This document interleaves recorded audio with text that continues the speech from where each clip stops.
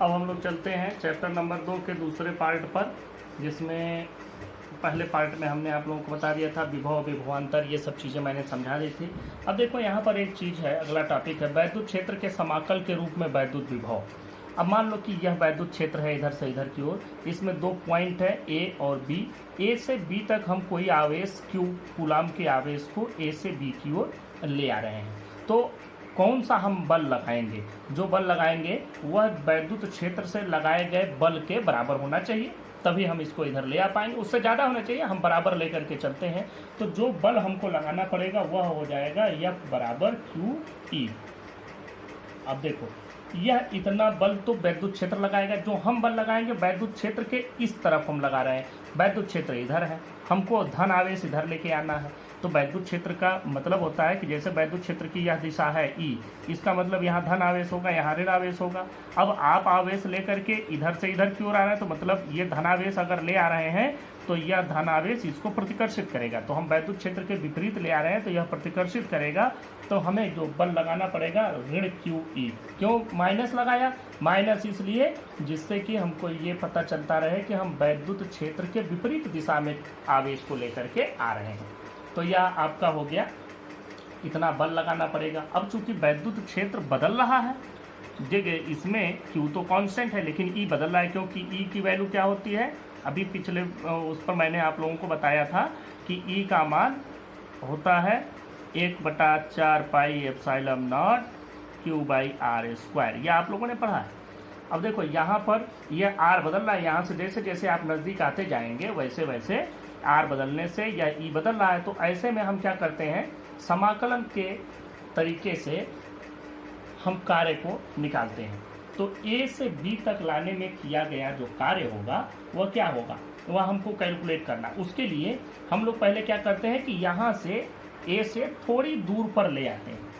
थोड़ी दूर पर ले करके आते हैं कि मतलब इस पूरे जो यहाँ से यहाँ तक का दूरी है, इस दूरी को बहुत छोटे छोटे भागों में बांट लेते हैं, क्योंकि दूरी के अनुसार हम बल ज़्यादा लगाते जा रहे हैं जैसे जैसे नज़दीक आ रहे हैं। तो बल हमारा परिवर्तनशील है। परिवर्तनशील बल के अंतर्गत जब कार्य किया जाता है तो हमको पूरा कार्य, अब जैसे एक ही बल हो कि यहाँ से यहाँ तक ले जाने में बल एक ही लगाया गया, तब क्या हमको करना पड़ेगा?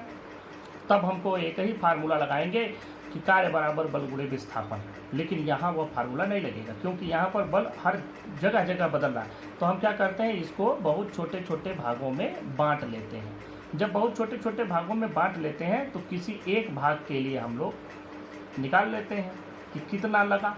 तो एक भाग के लिए हम लोग कार्य निकाल करके और पूरा यहाँ से यहाँ तक हम उसको समाकलित कर देते हैं।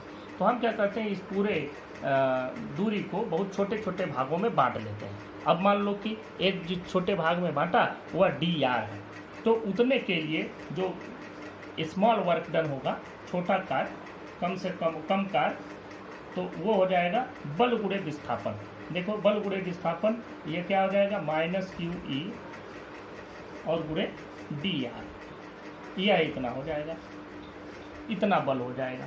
अब देखो यहाँ पर डॉट dr लगाएं, क्योंकि जो हमारा बल होता है, बल हमको डॉट प्रोडक्ट से मिलता है, अदिश गुणन से मिलता है। तो कार्य बराबर बल गुणे विस्थापन, यह आपको मिला।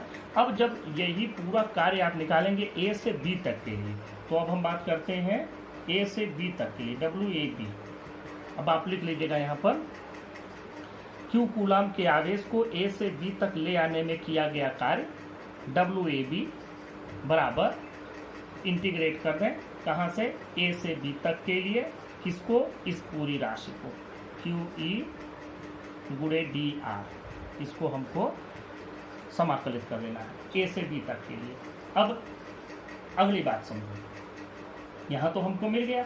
अब अगर हम यहाँ से बिंदु B और A के बीच का जो विभवांतर है अगर वह पता करें, तो बिंदु A और B के बीच का विभवांतर लिखें। बिंदुओं A और B के बीच का विभवांतर VB माइनस VA, यह क्या होता है, A से B तक ले आने में, एक कूलाम के आवेश को A से B तक ले आने में किया गया कार्य। इनके बीच का विभवांतर क्या होगा, एक कूलाम के आवेश को A से B तक ले आए तो जो कार्य करना पड़ेगा वही हमारा इन दोनों बिंदुओं के बीच का विभवांतर हो जाएगा। तो तो हम तो क्यू कूलाम के आवेश को लेकर के आए हैं, तो हमारा ये कितना हो जाएगा WAB/Q, यह इतना हो जाएगा।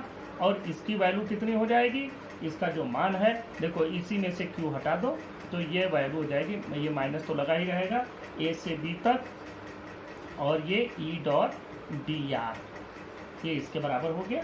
तो हम लोग यहाँ पर क्या लिख सकते हैं कि अगर मान लो कि बिंदु A को अगर हम अनंत पर मान लें, लिखो यदि बिंदु A अनंत पर हो, यदि बिंदु A अनंत पर हो तो VB माइनस V अनंत बराबर हो जाएगा माइनस, और ये कहाँ से, अनंत से बिंदु B तक E.dr।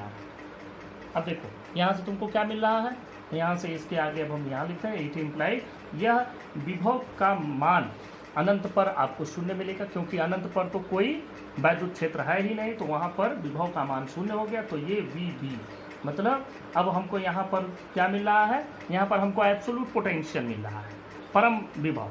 तो अब इस बिंदु B पर परम विभव VB क्या हो जाएगा, देखें माइनस, अगर हम इसको इंटीग्रेट करेंगे ये इन्फिनिटी से बिंदु B तक, किसको, E.dr को।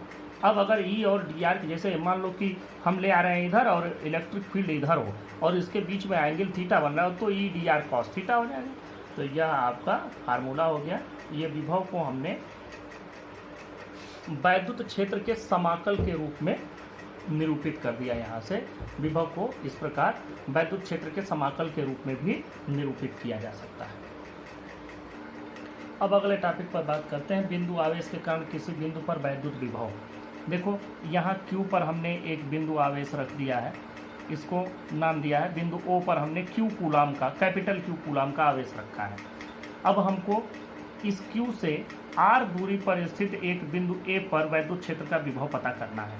तो हम क्या करेंगे, अनंत से एक Q कूलाम के आवेश को, या अगर हम परिभाषा के अनुसार चलें तो +1 कूलाम के आवेश को हमको यहाँ से अनंत से लेकर के और बिंदु A तक ले आना है। तो जैसे इसके वैद्युत क्षेत्र के अंदर आएंगे, अनंत पर तो कोई बल लगेगा नहीं, लेकिन अनंत से जैसे इसके वैद्युत क्षेत्र में आएंगे वैसे बल लगना शुरू हो जाएगा, और वो भी बल परिवर्तनशील, क्योंकि इसकी दूरी बदल रही। तो हम क्या करेंगे, इस पूरी दूरी को बहुत, अनंत से A तक की दूरी को बहुत छोटे छोटे भागों में बांट लेंगे, एक एक भाग को कहेंगे dx। अब क्या करेंगे, इसमें एक भाग में हम इसको लेके आएंगे और देखेंगे कि कितना हमको कार्य करना पड़ता है। अब एक भाग के लिए कार्य जो होगा, फिर उसी को हम यहाँ से लेकर के अनंत से A तक के लिए इंटीग्रेट कर देंगे। तो अब हम बात करते हैं, लिखें, माना बिंदु O पर Q कूलाम का, ये कैपिटल Q लिखिएगा, Q कूलाम का एक आवेश रखा है, जिससे R दूरी पर स्थित एक बिंदु A पर हमें वैद्युत विभव ज्ञात करना है। माना एक आवेश Q को हम अनंत से बिंदु A तक ले आते हैं। चूंकि इसको ले आने में हमें परिवर्तनशील कार्य करना होगा, अतः पूरे विस्थापन को बहुत छोटे छोटे बराबर भागों में बांट लेते हैं। Q कूलाम को, ये स्मॉल q है, ये ध्यान दीजिएगा। आवेश Q को बिंदु B से C तक ले आने में किया गया कार्य, बिंदु B से C तक ले आने में किया गया कार्य। अब हम बिंदु B से C तक की बात कर रहे हैं। देखें, तो किया गया कार्य dW बराबर, देखो, बल गुणे विस्थापन dx। बल कितना लगेगा, हमको इसके यहाँ से बल ये लगाएगा, ये FE कह दो इसको, यह बल इधर से इलेक्ट्रिक फील्ड से लगेगा, ये Q के कारण जो यहाँ पर वैद्युत क्षेत्र बन रहा है। या हम लोग इस क्यू के कारण सीधा भी कह सकते हैं कि यहाँ क्या बल लगेगा। तो देखो इस क्यू से इस क्यू पर क्या बल लगेगा, हम ये मानते हैं कि यह निर्वात में है, तो यह बल जो लगेगा यह लगेगा 1/4 पाई एप्सिलॉन नॉट क्यू गुणे क्यू बटा एक्स स्क्वायर, कूलम के नियम से ये इतना हो गया गुणे डी एक्स। अब यह बल हम इसके विपरीत लगा रहे हैं, इस बल की दिशा इधर से इधर की ओर होगी, तो हम लोग क्या करेंगे ऋणाकार लगा देंगे यहाँ पर। इतना जूल का कार्य करना है। अब लिखें आवेश स्मॉल क्यू को, ये स्मॉल क्यू लिखिएगा, आवेश स्मॉल क्यू को अनंत से बिंदु ए तक ले आने में किया गया कार्य। अब कितना हो जाएगा, इसी को अनंत से आर तक के लिए इंटीग्रेट। अब देखो अनंत कहाँ से, यहाँ से अनंत और यहीं से आर दूरी, तो यहाँ से अनंत पर था और वहाँ से हम यहाँ से आर दूरी पर के लिए ले आए, तो अनंत से आर हो गया। इसको ऋण 1/4 पाई एप्सिलॉन नॉट क्यू बटा एक्स स्क्वायर डी एक्स। अब आपको इस फार्मूले में यह सभी चीज़ें एक कांस्टेंट मिलेंगे। ऋण 1/4 पाई एप्सिलॉन नॉट, ये बदलने वाला नहीं है, ये बदलने वाला नहीं है, सिर्फ इंटीग्रेशन किसका करना है, अनंत से आर तक 1/x स्क्वायर डी एक्स का।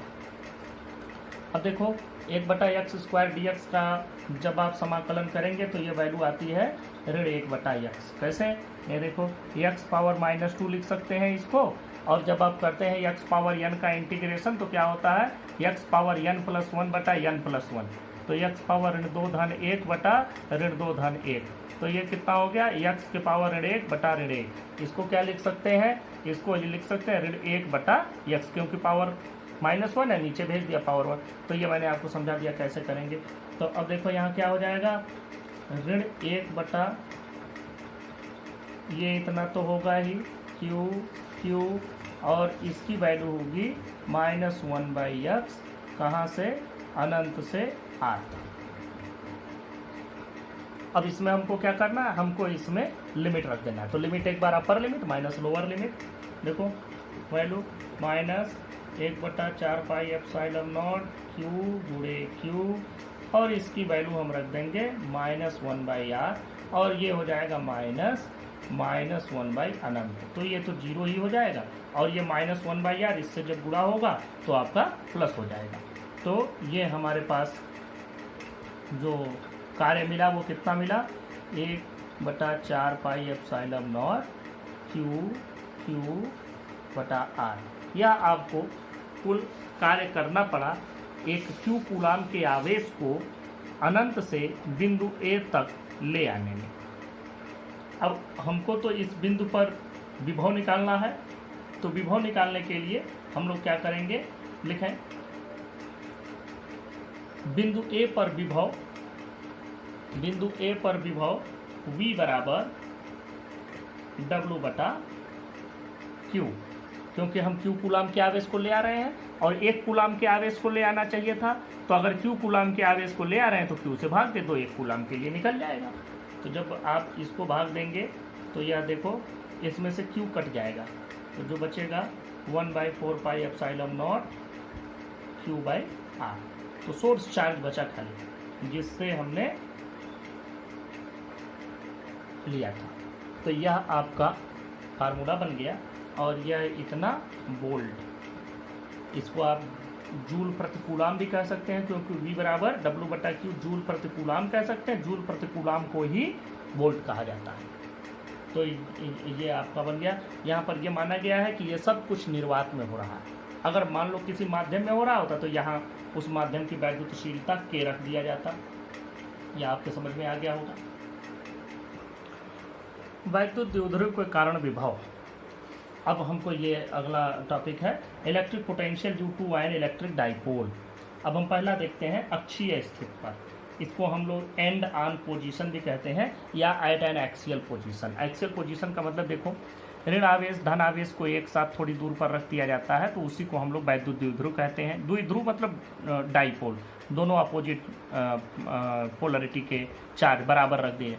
अब यहाँ से इस लाइन को मिलाने वाली लाइन पर ही एक बिंदु P ले लिया, यहाँ पर हमको विभव पता करना है, तो इस बिंदु पर विभव का मान हमको पता करना है। तो देखो इस बिंदु पर विभव क्या होगा, वह हमको मिलेगा कि इससे और इससे कितना विभव बन रहा है। तो देखो अभी हम लोगों ने फार्मूला बनाया है, उसी फार्मूले से ही हमको पता करना है। तो देखो इसके मध्य बिंदु से इसकी दूरी r है और द्विध्रुव के दोनों चार्ज के बीच की दूरी 2l है, मतलब l और l। तो यहाँ से इसकी दूरी कितनी होगी, r माइनस l, यहाँ से हो गई r प्लस l। तो अब हम चर्चा करते हैं कि कैसे यह हम लोग पाएंगे यहाँ से। तो पहले देखो नज़दीक कौन है, यहाँ से यह नज़दीक है, तो इससे कुछ ज़्यादा इस पर बल लगेगा यहाँ पर, और यहाँ से थोड़ा सा कम लगेगा। तो अब हम लोग यहाँ चर्चा करते हैं कि इसकी वजह से कितना विभव होगा और इसकी वजह से कितना विभव होगा, और उन्हीं दोनों का जो अंतर आएगा वही इस जगह पर कुल विभव हो जाएगा।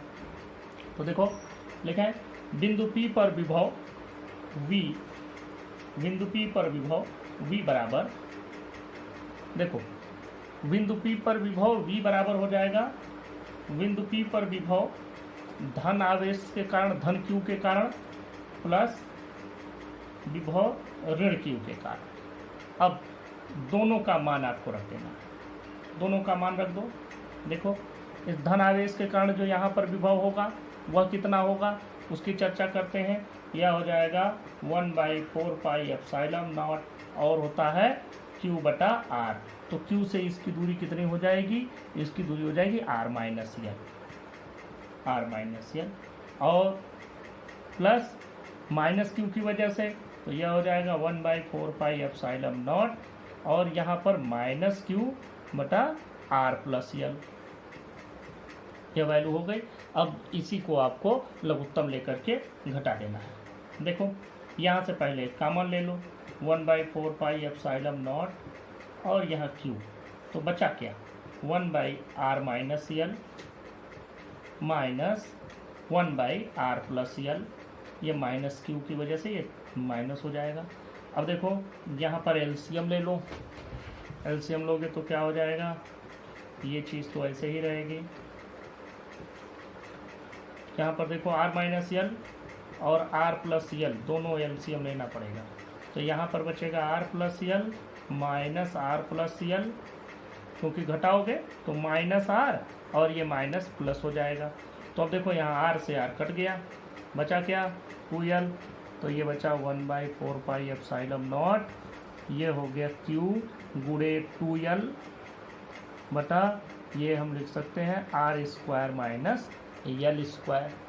अब देखो विभव का मान, ये Q गुणे 2L क्या हो जाता है आपको पता होगा, यह होता है वैद्युत द्विध्रुव का आघूर्ण।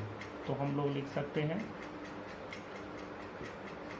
1/4 पाई एप्सिलॉन नॉट P बटा R square minus L square, यह वैल्यू आपको मिलेगी। यहाँ लिख दीजिएगा, जहाँ P बराबर Q गुणे 2L बराबर वैद्युत द्विध्रुव का आघूर्ण, यहाँ पर मिल जाएगा आपको वैद्युत द्विध्रुव का आघूर्ण, इलेक्ट्रिक डाइपोल मोमेंट। तो यह आपका फार्मूला बन गया इतना। अब इसमें एक कंडीशन ले लेते हैं, कंडीशन क्या ले लेते हैं कि यदि, अब चूंकि यल का जो मान होता है बहुत कम होता है, यल मतलब इन दोनों आवेशों के बीच की जो दूरी होती है वो बहुत कम होती है, और यहाँ से यह बिंदु हमने ज़्यादा दूर लिया है, तो इस R की तुलना में यल को नगण्य मान सकते हैं। देखो यदि R यल से बहुत ज़्यादा हो तो V बराबर हम क्या लिखेंगे, 1/4 पाई एप्सिलॉन नॉट P बटा R स्क्वायर, यह हो जाएगा आपका इतना वोल्ट, ये भी वोल्ट ही आएगा। तो इस प्रकार से यह फार्मूला बना। दूसरा देखते हैं, वैद्युत द्विध्रुव की निरक्षीय रेखा पर अक्ष ये हो गया, निरक्ष ये हो गया, इक्वेटोरियल लाइन बोलते हैं ये इसको। इस लाइन पर कहीं भी, चाहे इधर कहीं भी कोई पॉइंट हो, देखो यहाँ मध्य बिंदु से R दूरी पर हमने बिंदु P ले लिया, यहीं पर हमको निकालना है, तो यह पाइथागोरस प्रमेय से क्या हो जाएगा, r square plus l square करने में ये भी उतना ही हो जाएगा। तो अब हम बात करते हैं कि बिंदु P पर लिखा है, बिंदु P पर विभव V बराबर वही चीज धन आवेश के कारण विभव प्लस ऋण आवेश के कारण विभव। बात करते हैं कितना होता है, 1/4 पाई एप्सिलॉन नॉट, फार्मूला है आपका Q बटा R, तो यहाँ पर प्लस Q बटा R, R का मतलब करणी में R square plus l square, फिर प्लस 1/4 पाई एप्सिलॉन नॉट। देखो यहाँ पर क्या हो जाएगा, माइनस Q बटा वही चीज़ करणी में R square plus l square, दोनों बिल्कुल बराबर, एक धनात्मक एक ऋणात्मक, दोनों कट जाएंगे, क्या हो जाएगा, नीचे लिख लें, अर्थात वैद्युत द्विध्रुव की निरक्षीय रेखा पर विभव शून्य होता है। इस पर कहीं आपको पटेंगे, क्योंकि इससे जितना मिलेगा उतना ही इससे भी मिलेगा। इस लाइन पर जब हम निकाल रहे थे तो यहाँ पर यह था कि ये थोड़ा नज़दीक पड़ रहा था, इसलिए हमको थोड़ा सा विभव मिल रहा था, लेकिन जब दोनों बिंदु ऐसे रहेंगे धन आवेश ऋण आवेश, तो यहाँ शून्य मिलेगा। अगला टॉपिक है इक्विपोटेंशियल सरफेस, समविभव पृष्ठ। समविभव का मतलब ये हो गया कोई ऐसा पृष्ठ, कोई ऐसा सरफेस जहाँ पर कि पोटेंशियल का वैल्यू एक बराबर हो, हर जगह एक ही हो। तो लिखें, किसी वैद्युत क्षेत्र में खींचा गया वह पृष्ठ जिस पर स्थित सभी बिंदुओं पर वैद्युत विभव बराबर हो, समविभव पृष्ठ कहलाता है। नीचे लिखें, समविभव पृष्ठ के प्रत्येक बिंदु पर बल रेखाएं पृष्ठ के लंबवत होती हैं। अब देखो, ये इतना लिख लेने के बाद समझो इसको। मान लो एक प्लस Q आवेश रखा गया है और इस आवेश के चारों ओर यहाँ से बिल्कुल बराबर दूरी पर, यहाँ से मान लो 3 सेंटीमीटर, यहाँ से 3, मतलब गोलाकार हम बना लें, तो इस पर अगर 3 सेंटीमीटर पर यहाँ विभव निकालेंगे तो 3 सेंटीमीटर पर यहाँ विभव इस विभव के बराबर ही होगा। मतलब इस गोले के सभी बिंदुओं पर विभव समान होगा। और एक चीज़ देखो कि यहाँ से जो फील्ड लाइंस निकल रही हैं वो इधर निकल रही हैं, तो मतलब कि समविभव पृष्ठ के सभी बिंदुओं पर, समविभव पृष्ठ के जो सभी बिंदु होते हैं उस पर जो विद्युत बल रेखाएं होती हैं वह पृष्ठ के ठीक लंबवत होती हैं। तो यहाँ भी ऐसा ही है, पृष्ठ के ठीक लंबवत सारी बल रेखाएं हैं। और ऐसा होना भी चाहिए कि फोर्स जिधर लग रहा है उसके अपोजिट डायरेक्शन में, उसके अगर लंबवत दिशा में आप चलेंगे तो आपको कोई कार्य नहीं करना पड़ेगा। तो जैसे बल रेखाएं इधर हैं तो आपको यहाँ से यहाँ जाने में कोई कार्य नहीं करना पड़ेगा, क्योंकि कार्य का जो सूत्र होता है एफ एस कॉस थीटा आप लिखते हैं, तो यहाँ पर एफ और एस के बीच में एंगल कितना बना, 90 डिग्री, और कास 90 की वैल्यू कितनी, 0। तो इस तरह से किया गया कार्य 0 हो जाता है। जब कार्य 0 हो गया तो यहाँ से यहाँ के बीच में कोई विभवांतर नहीं हुआ, मतलब जो विभव यहाँ वही यहाँ हर जगह। जैसे फुटबॉल के बिल्कुल बीच में आप अगर एक आवेश रख देते हैं तो फुटबॉल के पृष्ठ के सभी बिंदुओं पर, उसके सभी सरफेस पर हर जगह एक के बराबर पोटेंशियल मिलेगा, तो उसको हम समविभव पृष्ठ कहते हैं। स्थिर वैद्युत स्थितिज ऊर्जा, इलेक्ट्रोस्टैटिक पोटेंशियल एनर्जी। अब पहले समझो पोटेंशियल एनर्जी क्या होती है, तब ये समझ में आ जाएगा। जैसे मान लो कि अगर कोई यम द्रव्यमान, यह मान लो अर्थ है, धरती हो गई, अब यम द्रव्यमान का कोई भी हम सामान ले लें, कोई ऑब्जेक्ट ले लें जिसका द्रव्यमान यम है, इसको अगर यहाँ से यच ऊंचाई पर हम रख देते हैं तो इसकी स्थितिज ऊर्जा पोटेंशियल एनर्जी हम लोगों को मिलती है mgh। देखो यह क्यों मिला है, क्योंकि यह एक क्षेत्र था, एक किसी भी तरह का क्षेत्र था, यह गुरुत्वीय क्षेत्र है। तो गुरुत्वीय क्षेत्र में किसी भी अगर हम पिंड को रखते हैं जिसमें कुछ द्रव्यमान है तो उसको वहाँ रखने में हमको कुछ न कुछ कार्य करना पड़ेगा, जो कार्य किया वही उसमें पोटेंशियल एनर्जी के रूप में स्टोर हो जाता है। अब बात करते हैं हम इलेक्ट्रोस्टैटिक पोटेंशियल एनर्जी की। मान लो यहाँ कोई इलेक्ट्रिक फील्ड है ही नहीं और यहाँ पर एक चार्ज है Q, तो इस चार्ज Q को चाहे यहाँ ले जाओ चाहे यहाँ ले जाओ, कोई काम ही नहीं करना पड़ेगा, क्योंकि इसके यहाँ से वहाँ जाने के लिए रोकने का कोई फोर्स है ही नहीं जो इसको रोके। तो इसका मतलब ये कहीं जैसे हम अगर चले जाएं अंतरिक्ष में, तो अंतरिक्ष में हम कहीं भी घूमे फिरें, हमको वहाँ कोई कार्य नहीं करना पड़ेगा, इसलिए कि वहाँ पर कोई बल ही नहीं है। हम धरती के वैद्युत गुरुत्वीय क्षेत्र से बाहर हैं और किसी का गुरुत्वीय क्षेत्र वहाँ पर नहीं है, सबका गुरुत्वीय क्षेत्र शून्य है अंतरिक्ष में। तो वहाँ पर किसी भी चीज़ को एक जगह से दूसरी जगह जाने के लिए कोई कार्य नहीं करना पड़ता, अपने आप चला जाता है। वही चीज़ यहाँ भी है। अब देखो, यह आवेश हम अनंत से ले आए यहाँ, हमको कोई कार्य नहीं करना पड़ा क्योंकि यह अनंत में ही है। अब इस चार्ज के रहते, इसको Q1 मान लो, इस चार्ज के रहते हम अनंत से कोई दूसरा आवेश ले आए Q2 यहाँ पर, तो अब इस चार्ज के कारण इस पर कुछ बल लगेगा। जो बल लगेगा तो इस पर कुछ न कुछ कार्य हमको करना पड़ेगा अनंत से ले आने में। तो इन दोनों को ले आकर के आसपास रखने में जितना हमको कार्य करना पड़ा, वही इस पूरे सिस्टम की, सिस्टम मतलब ये Q1 Q2 को मिला करके एक सिस्टम बनेगा जिसको निकाय कहते हैं। निकाय मतलब सिस्टम, इस पूरे सिस्टम का वही इसका पोटेंशियल एनर्जी हो गया। तो आप इसकी परिभाषा लिखें, आवेशों के किसी निकाय की स्थिर वैद्युत स्थितिज ऊर्जा उस कार्य के बराबर होती है जो उन आवेशों को अनंत से परस्पर समीप लाकर निकाय की रचना करने में किया जाता है। लिखा है। अब आप आगे लिखिए, माना आवेश Q1 को किसी बिंदु A पर रखा गया तथा उससे R दूरी पर किसी आवेश Q2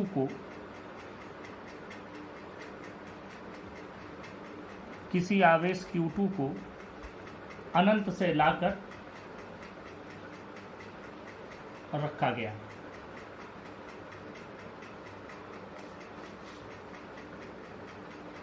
किसी आवेश Q2 को अनंत से ले आकर रखा गया।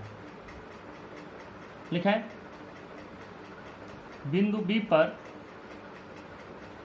Q1 के कारण विभव V1 बराबर 1/4πε0 Q1 बटा R। नीचे लिखा है, अतः बिंदु B तक आवेश Q2 को ले आने में किया गया कार्य W बराबर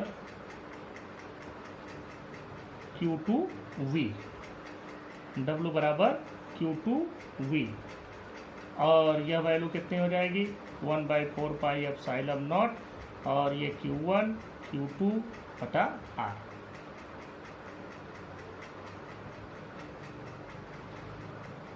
नीचे लिखे, यही कार्य निकाय Q1 प्लस Q2 की स्थिर वैद्युत स्थिति ऊर्जा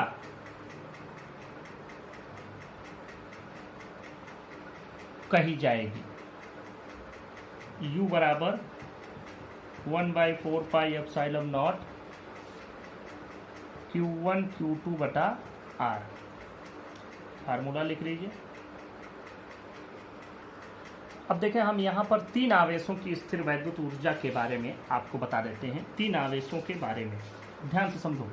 एक आवेश पहले हम Q1 ले आए, यह Q1 लेके आए, कोई कार्य नहीं करना पड़ा क्योंकि यहाँ भी कोई विद्युत क्षेत्र है ही नहीं। अब इससे मान लो थोड़ी दूर पर एक दूसरा आवेश ले आए Q2, और इनके बीच की जो दूरी है इसको ऐसा नाम दो कि पता चलता रहे R12, पता चलेगा 1 से 2 को मिलाने वाली। इसको ले आए तो Q2 को ले आने में कुछ न कुछ कार्य करना पड़ेगा। तो पहले हम करते हैं कि स्थिर वैद्युत ऊर्जा क्या हो जाएगी। यहाँ पर पहले तो Q1 को ले आने में किया गया कार्य W1 जो कि 0 हो गया, प्लस Q2 को ले आए तो कार्य हो गया W2। Q2 को ले आने में किया गया कार्य, अब ये Q1 Q2 दोनों आ गए। अब यहाँ पर एक और आवेश हम ले आते हैं, थोड़ी दूर पर रखते हैं Q3। अब यहाँ पर Q3 ले आए, इसकी दूरी 1 से ले लो R13 और 2 से ले लो R23। तो देखो Q3 को ले आने में मान लो कार्य करना पड़ा W3। तो यहाँ पर आपको तीनों निकालना है। अब पता करते हैं, U बराबर पहले निकालो, W1 तो 0 हो गया, प्लस W2 क्या होगा, जब W2 हम कैलकुलेट करें तो तीसरा नहीं था, सिर्फ दूसरा ही था। तो दूसरा मतलब पहले के कारण यहाँ पर विभव होगा, पहले के कारण विभव। देखो हमारा विभव का सूत्र से याद करना, विभव V बराबर W बटा Q। तो W बराबर क्या हो जाएगा, Q गुणे V। तो यहाँ पर आवेश क्या ले आए, Q2, और यहाँ पर विभव कितना रहा, V1 प्लस, चलो अब Q3 को ले आए, तो Q3 गुणे इस जगह पर विभव, तो इस जगह पर विभव इसके कारण भी होगा और इसके कारण भी होगा। तो इसके कारण जो विभव होगा वह मान लो V1 प्लस Q2 के कारण जो विभव होगा यह मान लो V2। ये V1 अलग है, ये V2 ये अलग है। या Q1 के कारण Q3 पर जो विभव होगा उसको हम मान लेते हैं V13, और V2 के कारण Q2 के कारण जो विभव होगा मान लिया V23। इससे समझ में आ जाएगा कि इस बिंदु पर Q1 के कारण विभव क्या है, V13, और इसके कारण विभव V23। अब चलो इन दोनों को नाप लो कितना होता है, सबका मान लिख दो। ये Q2 गुणे V1 की वैल्यू, यहाँ से क्या हो जाएगी, V1 की वैल्यू हो जाएगी 1/4 पाई एप्सिलॉन नॉट Q1 बटा R12। यह हो गया, प्लस यह Q3 ऐसे ही रहने दो, इसको ये वाला चीज़ नीचे से लिख देते हैं जिससे समझ में आ जाएगा, लाइन पूरी हो जाएगी। इसको घेर देते हैं, प्लस Q3 और यहाँ V13 Q1 के कारण यहाँ विभव क्या हो जाएगा, 1/4 पाई एप्सिलॉन नॉट और Q1 बटा R13 प्लस इसके कारण विभव 1/4 पाई एप्सिलॉन नॉट, देखो Q2 बटा R23। अब आपको कुछ करना नहीं है, आसानी से 1/4 पाई एप्सिलॉन नॉट पहले कॉमन ले लो, सूत्र बड़ी आसानी से बन जाएगा। 1/4 पाई एप्सिलॉन नॉट कॉमन ले लिया, देखो Q1 Q2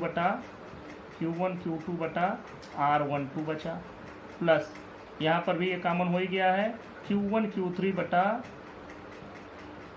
R13 बचा, प्लस Q2 Q3 बटा R23 बचा।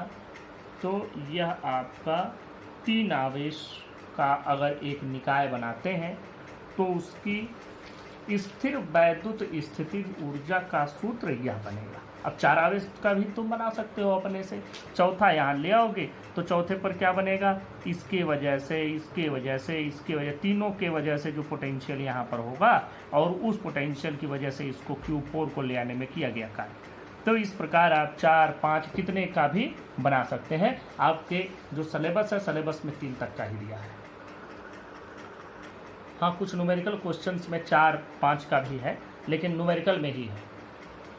टॉपिक पर चलते हैं, विभव प्रवणता तथा वैद्युत क्षेत्र की तीव्रता में संबंध, relation between potential gradient and intensity of electric field. प्रवणता का मतलब समझो, सिर्फ प्रवणता का मतलब समझो। कोई भी चीज़ अगर दूरी के साथ बदल रही है तो कहते हैं कि उसकी प्रवणता। अगर वेग दूरी के साथ बदल रहा है तो कहेंगे वेग प्रवणता, जो आपने श्यानता के साथ पढ़ा होगा फर्स्ट ईयर में। अगर ताप बदल रहा है, टेम्परेचर बदल रहा है दूरी के साथ तो कहेंगे टेम्परेचर ग्रेडियंट, उसको ताप प्रवणता बोलते हैं। पोटेंशियल चेंज हो रहा है, विभव बदल रहा है दूरी के साथ तो कहेंगे विभव प्रवणता। तो आप लोग लिखें इसका परिभाषा, दूरी के साथ विभव परिवर्तन की दर को विभव प्रवणता कहते हैं। अब देखो समझो, यहाँ पर यह इलेक्ट्रिक फील्ड इधर से इधर की दिशा में है, यह बिंदु A है, बिंदु B है इस वैद्युत क्षेत्र में। अब मान लो कि हम इस बिंदु पर अगर विभव निकालें, जैसे अनंत पर विभव क्या होगा, 0 होगा। अनंत पर विभव उसी के तो रेस्पेक्ट में हम किसी भी बिंदु का विभव हम निकालते तो परम विभव मिलता है। तो अनंत पर विभव बिल्कुल 0। वहाँ से आगे बढ़ोगे, जैसे विद्युत क्षेत्र में कुछ दूर आओगे तो थोड़ा कुछ काम करना पड़ेगा। विद्युत क्षेत्र में जितना ही ज़्यादा दूर तक आप ले करके आएंगे उतना ही ज़्यादा कार्य करना पड़ेगा। मतलब दूरी के साथ यह विभव क्या हो रहा है, बढ़ता जा रहा है। तो मान लो कि यहाँ पर विभव v है और dx दूरी चलने के बाद मान लो विभव चेंज होकर के v प्लस dv हो जाता है। ध्यान से समझना, dx दूरी के बाद विभव बढ़ गया v प्लस dv। अब हमको बात करनी है यहाँ पर कैसे हम इसमें संबंध बनाएंगे, इनके बीच में रिलेशन कैसे हम लोग एस्टेब्लिश करेंगे। देखो, मान लो इधर से अगर हमको कोई आवेश लेकर के यहाँ आना पड़ता है तो इससे जो बल लग रहा है Q कूलाम के आवेश को मान लो हम लेकर के आ रहे हैं इधर से, तो वही जो अभी आपको सूत्र मैंने बताया था वैसे ही लिखें। Q कूलाम के आवेश को बिंदु B से A तक लाने में किया गया कार्य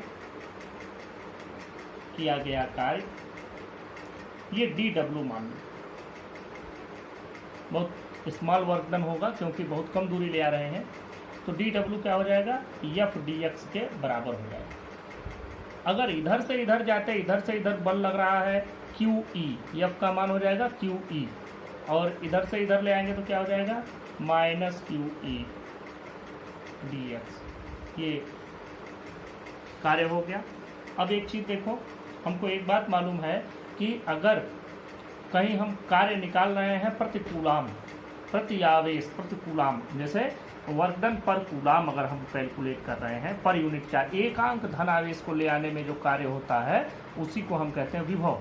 तो यहाँ पर इन दोनों बिंदुओं के बीच में यहाँ से यहाँ ले आने में Q कूलाम के आवेश को इतना कार्य करना पड़ा, तो एक कूलाम के आवेश को लाने में कितना करना पड़ेगा, dw बटा q, और ये कितना हो जाएगा माइनस E dx के बराबर। और यह क्या हो जाएगा dw बटा q, यहाँ से यहाँ इन दोनों बिंदुओं के बीच के विभवांतर के बराबर हो जाता है।